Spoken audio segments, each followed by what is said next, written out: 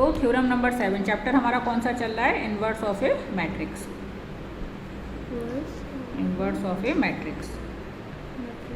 6 theorems हमने कल cover up कर ली थी और 7वीं थ्योरम से हम आज शुरू करते हैं। तो 7th थ्योरम का स्टेटमेंट क्या है? If A is an invertible matrix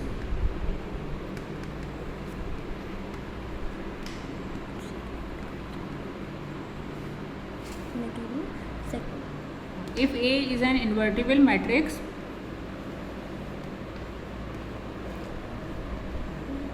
then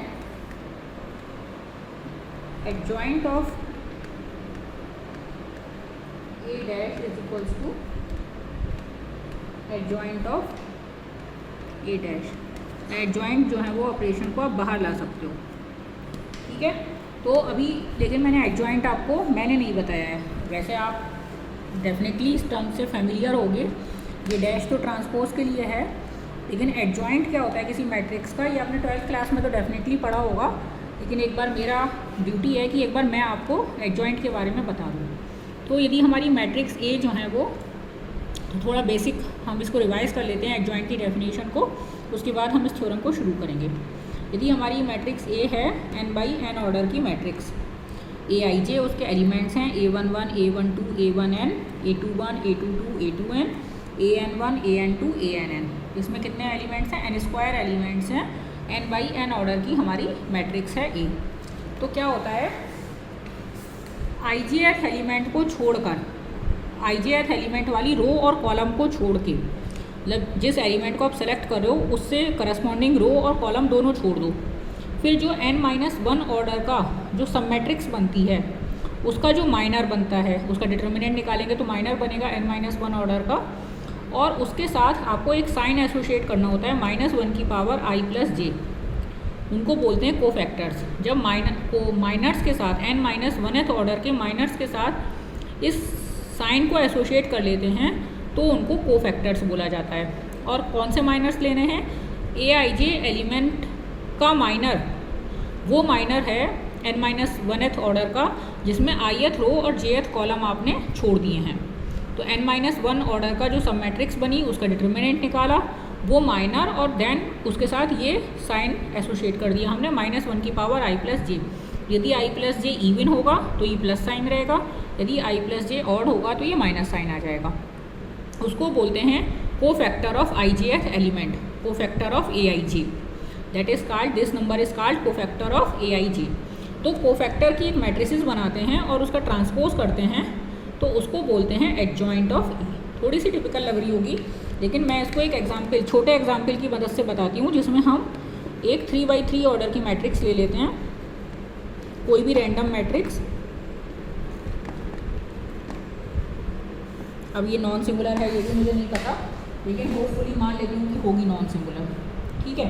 तो अब हम इसमें जैसे 1 एलिमेंट का हमको कोफैक्टर निकालना है, तो हम ये वाला रो और ये वाला कॉलम छोड़ देंगे, तो ये 2×2 ऑर्डर की जो मैट्रिक्स बनेगी सब मैट्रिक्स, इसका डिटर्मिनेंट निकालेंगे 5, 6, 2, 3 उसका डिटर्मिनेंट, और इसके साथ एसोशिएट करेंगे साइन -1 की पावर 1+1। तो ये हो जाएगा कोफैक्टर ऑफ A11,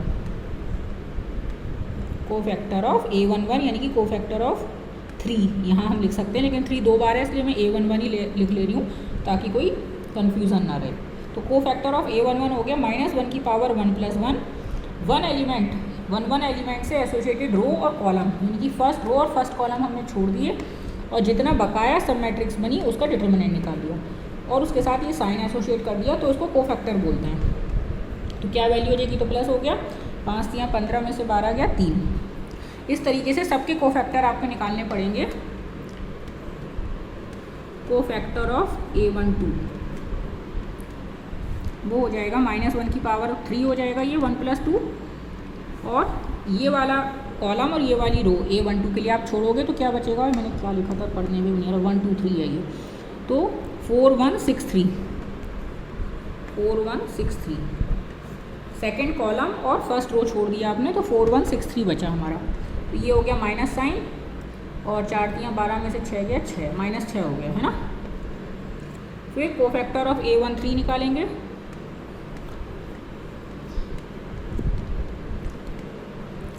वो हो जाएगा -1 की पावर 1 + 3 4, यानी कि प्लस साइन हो जाएगा। और ये वाली कॉलम, थर्ड कॉलम और फर्स्ट रो छोड़ देंगे तो बचेगा 4 5 1 2। ये वैल्यू हो जाएगी +1, 4 दूनी 8 में से 5 गया 3। तो पहली रो के हमने कोफैक्टर निकाल लिए। अब हम सेकंड रो के निकालेंगे। और ये मैट्रिक्स मुझे याद रखनी है क्योंकि मैंने ऐसे ही रैंडम लिखी है, तो कुछ क्या लिखी थी मुझे कुछ भी नहीं याद रहेगा। कोफैक्टर ऑफ A21,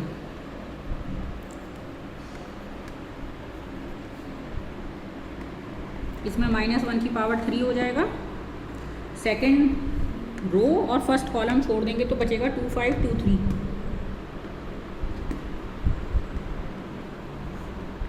तो 2 3 6 में से 10 गया -4 और एक माइनस बाहर आ गया तो ये +4 हो गया। फिर है कोफैक्टर ऑफ A22,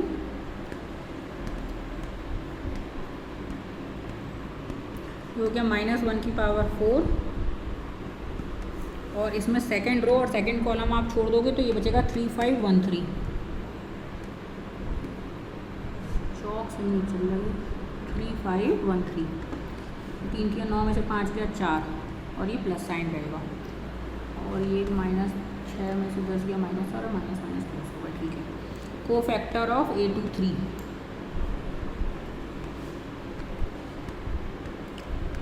हाँ -1 की पावर 5 हो जाएगा। सेकेंड रो और थर्ड कॉलम आप छोड़ दोगे, सेकेंड रो और थर्ड कॉलम छोड़ दोगे तो बचेगा 3 2 1 2।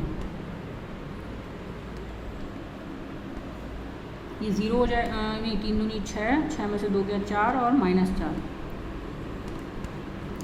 हो गया। कोफैक्टर ऑफ A31, तो यहाँ आएगा -1 की पावर 4।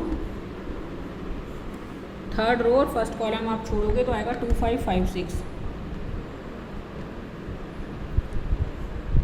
तो जाएगा 2 6 12, 12 में से 25 गया -13 और बाहर का साइन प्लस ही है तो -13 ही रहेगा। तो इसी तरीके से कोफैक्टर ऑफ A32,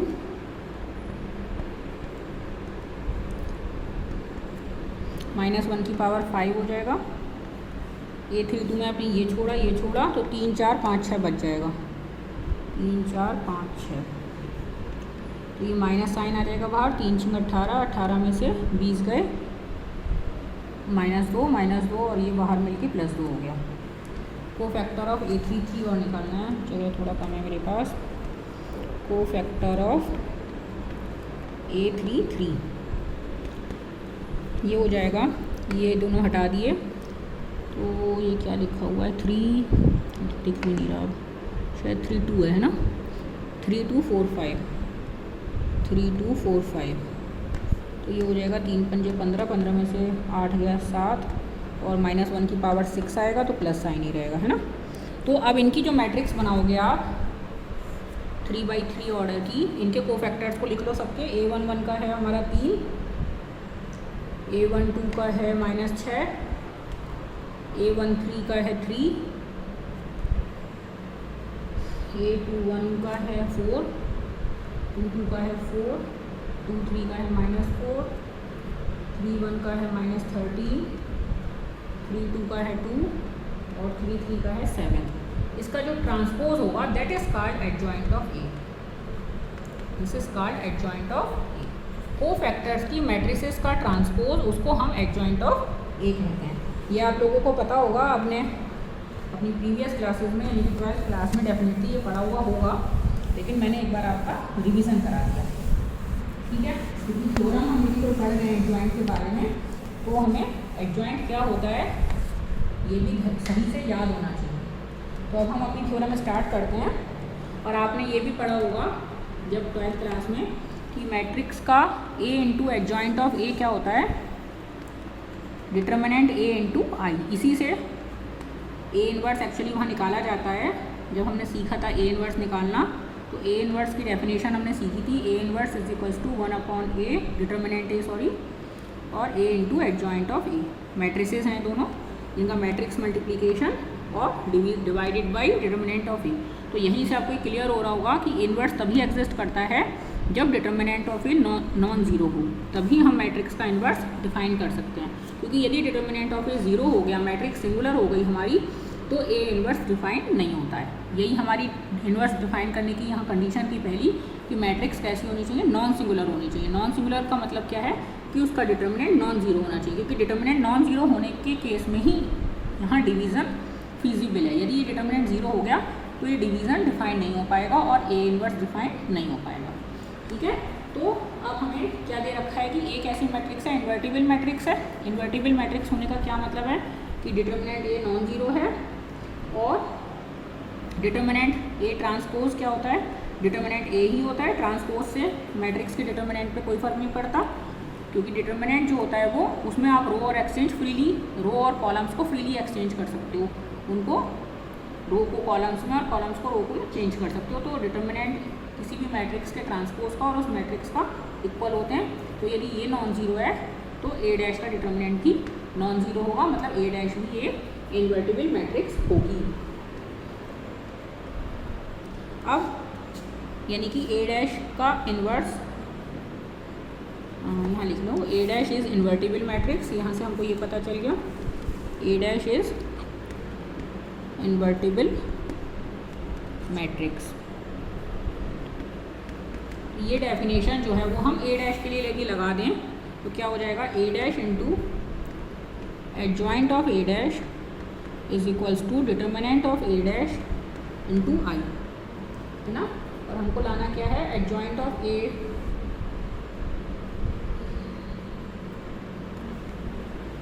और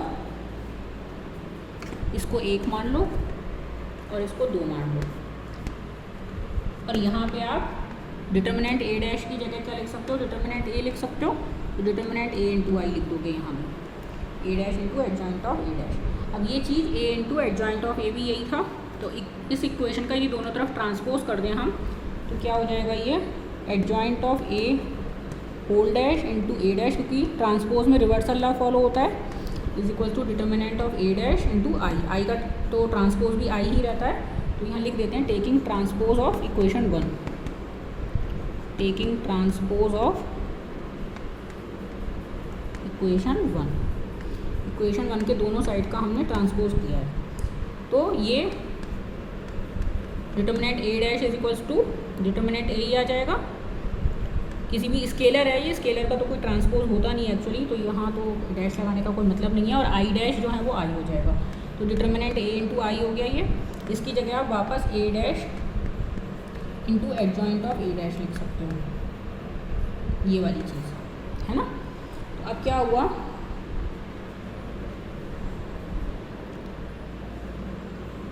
एडजॉइंट ऑफ ए का whole dash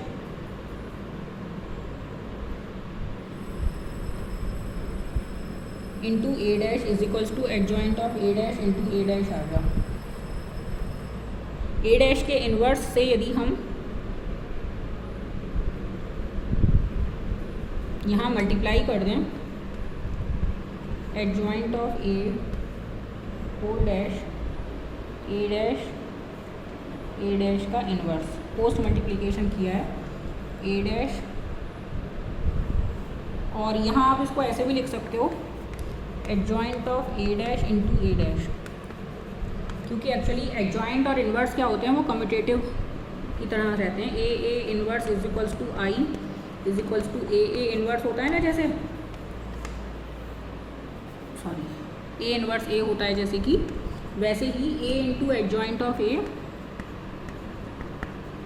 is equals to adjoint of A into A is equals to determinant A into I होता है। तो कोई भी मैट्रिक्स का अपने एडजॉइंट के साथ जो मल्टीप्लिकेशन होता है वो कम्यूटेटिव होता है, तो आप इसको adjoint of A dash into A dash भी लिख सकते हो, जैसे यहाँ लिखा है मैंने adjoint of A dash into A dash. तो आप पोस्ट मल्टीप्लिकेशन करोगे तो यहाँ करना आसान रहेगा, तो एडजॉइंट ऑफ ए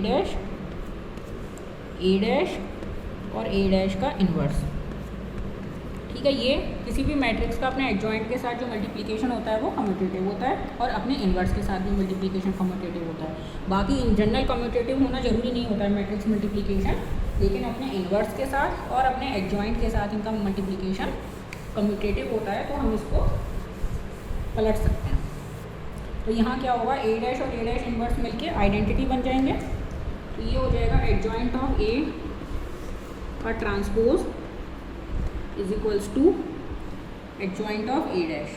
आइडेंटिटी को मैं लिख नहीं रही हूँ क्योंकि आइडेंटिटी से मल्टीप्लाई करके तो वही रहने वाला है, ये एडजॉइंट ऑफ ए डैश रहेगा। यानी कि एडजॉइंट ऑफ ए का ट्रांसपोज करें आप, या आप ए ट्रांसपोज का एडजॉइंट निकालें, वो एक ही बात है। And this proves our theorem. यही रिजल्ट हमको प्रूव करना था, थ्योरम नंबर 7। ठीक है। अब थ्योरम 8 क्या कह रही है? थ्योरम 8 एक्चुअली थ्योरम 7 की कोरोलरी ही समझ सकते हो आप। The adjoint of A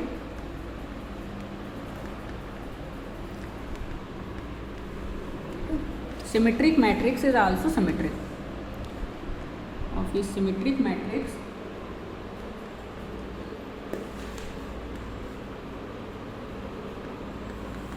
is also